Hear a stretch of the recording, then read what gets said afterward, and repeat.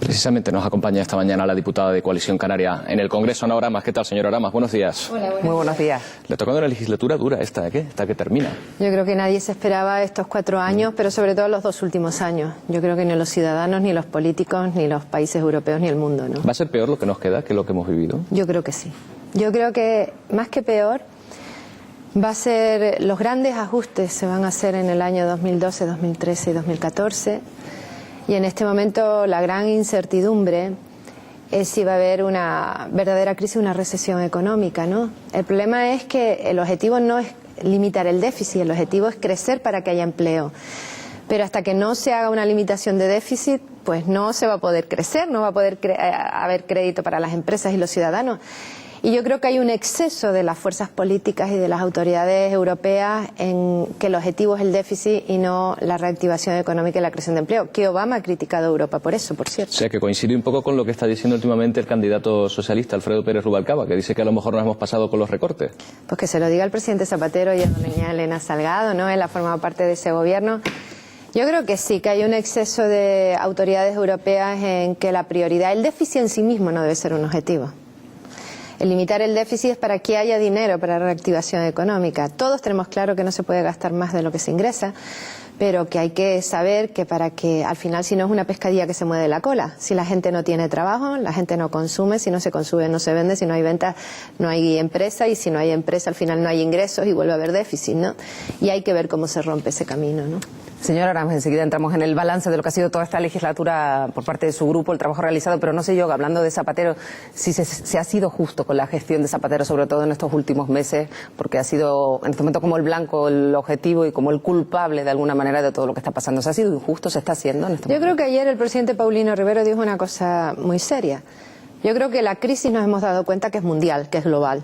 Hay crisis en Estados Unidos, en Alemania, en Inglaterra, en Italia, en Francia, en toda Europa. Pero el problema de Zapatero es que no supo verla a tiempo. En Alemania se vio a tiempo, en Inglaterra se vio a tiempo y se pudo actuar antes. Y Zapatero negó la crisis y hizo un derroche de miles de millones en el cheque bebé, en los planes E, muchísimas cosas que no tenía que haberse hecho. Y cuando se reaccionó ya estábamos dentro de la crisis.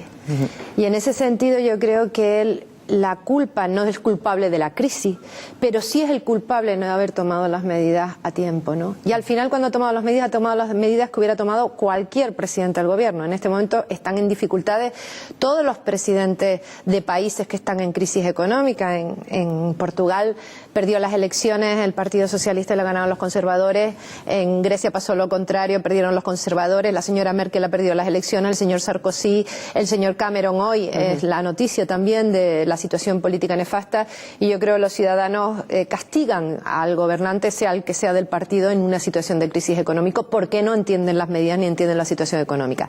Yo creo que no es el culpable de la crisis, pero sí es el culpable de haberla gestionado tarde y mal.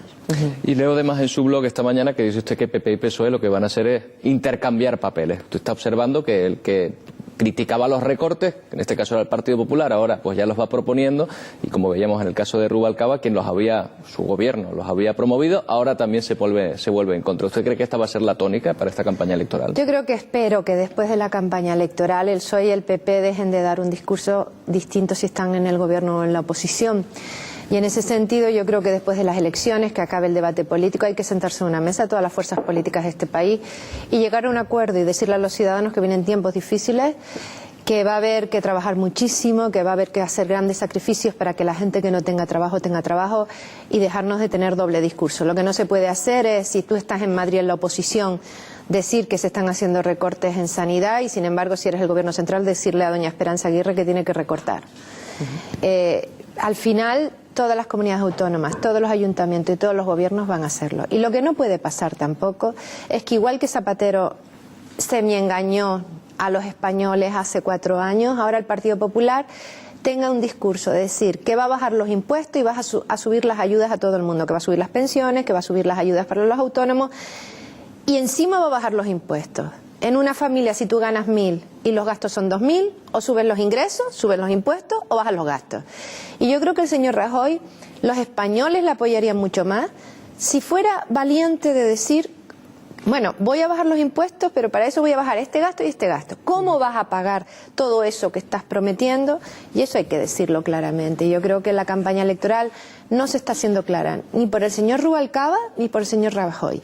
El señor Rubalcaba dice que la sanidad y la educación son intocables, pero habrá que saber cómo tenemos derecho todos los españoles a la misma calidad de educación y de sanidad. Ese es un servicio público el más importante para los ciudadanos. Los ciudadanos lo principal que quieren es el tema sanitario en primer lugar y el sistema educativo de sus hijos, pero tiene que haber un pacto de Estado para eso, para que los chicos de Canarias pues tengan el mismo nivel de educación que Cataluña o que tiene Madrid, pero un enfermo en Canarias tenga las mismas prestaciones que un enfermo en el País Vasco o en Galicia, ¿no? Señora, ahora más en medio de todo este escenario, todo parece indicar que, bueno, las encuestas hablan de una posible incluso mayoría absoluta del Partido Popular. En medio de todo esto, Coalición Canaria concurre en las próximas elecciones del 20N en acuerdo electoral con otra fuerza nacionalista. ¿Y qué aporta ahora de nuevo Coalición Canaria? ¿Qué fuerza gana? Que es como ustedes defienden, ¿no? Algo nuevo. ¿Qué aporta de nuevo Coalición Canaria? Pues mire, Coalición Canaria tuvo durante casi 10 años grupo parlamentario propio en el Congreso con 4 diputados y tuvimos 7 senadores. Y eso se vino abajo porque los nacionalistas nos separamos, porque Nueva Canarias fue por su lado, el CCN por suyo, el PNC también. Y en este momento de dificultad para Canarias, donde tenemos 300.000 parados, donde los próximos años van a ser muy duros, y donde el gobierno del Estado solo se acuerda de Canarias cuando los diputados de Coalición Canaria o los senadores plantean los asuntos. Rajoy ni Zapatero han hablado jamás de Canarias. O sea, Rajoy no ha nombrado la palabra Canarias en 4 años en el Congreso de los Diputados. Y nosotros necesitamos que Canarias sea política de Estado.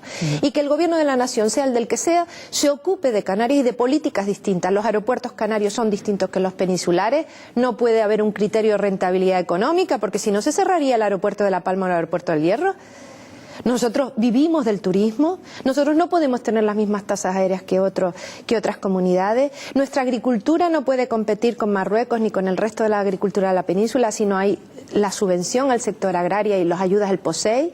Nuestras industriales y las mercancías de Canarias tienen que estar subvencionadas ese transporte, y para eso hace falta que haya diputados en Madrid que puedan plantear los temas canarios todas las semanas. Y en ese sentido la unión de los nacionalistas va a permitir que todos los nacionalistas unidas recuperemos esa presencia importante, que no seamos solo 2 diputados, sino que seamos un grupo muy importante en Madrid. Y en cuanto a los temas que han quedado pendientes para Canarias específicamente, pues está ese que hablaba usted de la diferencia en la gestión de los aeropuertos de Canarias y también la permanencia de la bonificación de las tasas aéreas, que sería otro de los asuntos que deberían, bueno, que son cruciales ya ahora para el turismo, ¿no? No, el tema de las tasas aéreas no es un asunto pendiente, porque al prorrogarse los presupuestos del Estado quedan garantizados en el año 2012 las mismas bonificaciones de las tasas aéreas, que nos ha permitido incrementar 2 millones de turistas y que bueno, pues hay tiempo durante un año para negociar el nuevo gobierno que salga de las urnas, que eso se mantenga de forma permanente en Canarias.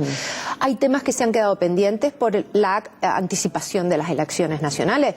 Por ejemplo, el tema del régimen económico y fiscal, que tiene que salir el nuevo acuerdo del Parlamento de Canarias, y no ha dado tiempo porque el Parlamento de Canarias se constituye ahora y no hay tiempo de que llegue a Madrid el nuevo documento.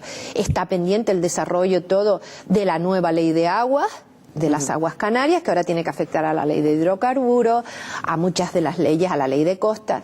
Está pendiente, y que yo espero que se haga esta semana, el traspaso de las políticas activas de empleo, y esperamos también que se firme esta semana el convenio de los trenes y lo que puede ser la orden ministerial de la subvención al transporte del plátano. Ha dicho usted, me he quedado con la palabra, que Zapatero semi-engañó, digamos, a la opinión pública en un momento dado sobre la crisis. ¿Usted se ha sentido semi-engañada por el presidente del gobierno respecto a los acuerdos que llegó Canarias? Por ejemplo, el Plan Canarias, que no se llegó a definir, parece, exactamente nunca. Yo estoy de acuerdo y incluso hay temas en los que discrepo de algunos dirigentes de mi partido. Yo creo que Coalición Canaria pidió una estrategia política y económica para Canarias. A raíz de eso, en el Congreso de los Diputados, que lo apoyaron todos los grupos, el gobierno hizo un Consejo de Ministros en Canarias, aprobó un Plan Canarias, y al día siguiente yo dije claramente que ese Plan Canarias estaba muy bien, pero si no se ponían las partidas en los presupuestos del Estado, pues se quedaba en agua de borraja, o sea, en humo, ¿no? Efectivamente, entré en los presupuestos del Estado en el Congreso de los Diputados y no tenían las partidas canarias que había prometido el presidente Zapatero, y gracias al acuerdo con Coalición Canaria de presupuesto, Logramos introducir enmiendas en los presupuestos del Estado, Coalición Canaria, por cerca de 1.500 millones, fundamentalmente para planes de empleo en Canarias, que ha permitido que los ayuntamientos y los cabildos contraten casi 20.000 personas el año pasado, trabajando en todos los ayuntamientos de Canarias, y obras que han permitido que las pequeñas empresas de la construcción, pues tengan alguna obra en el convenio de carreteras, en el convenio de costas, en el convenio de infraestructura turística. Todo eso ha permitido, más las ayudas al sector industrial y agrícola, que en Canarias, junto con la rebaja de las tasas aéreas y la recuperación del sector turístico, en los últimos 9 meses, en vez de seguir aumentando el paro, hemos sido la única comunidad que ha creado empleo, por un lado, y que está disminuyendo y que se está reactivando la economía. Si no llegamos a tener ese voto necesario de Coalición Canaria y ese acuerdo de presupuestos en Canarias, no hubiera habido esos 1.500 millones, como digo, que ha permitido trabajar a más de 20.000 familias canarias. En todo caso, fue usted muy benévola en la despedida de Zapatero, y de hecho su declaración desde el estrado del Congreso, en la cual le daba su apoyo personal, fue muy comentada. Sí, porque la gente no oyó los 14 primeros minutos. Yo tuve una intervención de 16 minutos, en los cuales los 14 primeros minutos fui muy crítica con el presidente en cómo había gestionado la crisis, en cómo no había sabido capaz de reactivar la economía, en cómo no había sido capaz de llegar a un acuerdo con todas las fuerzas políticas. Y los 2 últimos minutos hice algo que creo que también los canarios no somos gente rastrera, somos gente educada y gente de respeto. Y yo soy de las que pienso que cualquier persona que se dedica a la función pública durante 8 años, aunque se equivoque, como se equivocó el presidente Zapatero, ha dedicado su vida a trabajar por los demás, ha sido honrado y sobre todo ha dejado en el camino su vida personal, que eso nunca lo recuperará. Y sea Rajoy, sea Zapatero, sea el señor Aznar, sea Felipe González o sea Adolfo Suárez, que todos salieron por la puerta falsa, ahora consideramos San Felipe González, San Adolfo Suárez, San José María Aznar, y hay que ver cómo salieron. Y lo que se le criticó en su momento. Y Aznar salió con millones de personas manifestándose en este país, y Felipe González. Yo creo que el tiempo pone a cada uno en su sitio.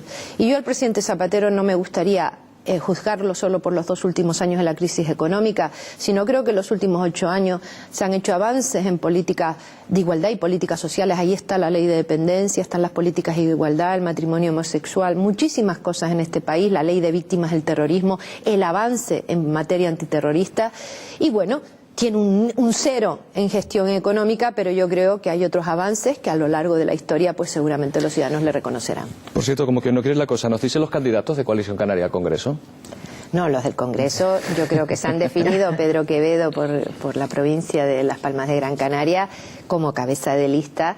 Me parece que el número 2 es Fernando Bañolas, y en el caso de Tenerife creo que soy la número 1, la cabeza de lista, y el resto se va a decidir este jueves en cada una de las islas, las propuestas de senadores más el resto de la lista, y el sábado que viene en el Consejo Político de Coalición Canaria. Pues estaremos atentos. Muchas gracias, señora Gama, por habernos acompañado. Buenos días.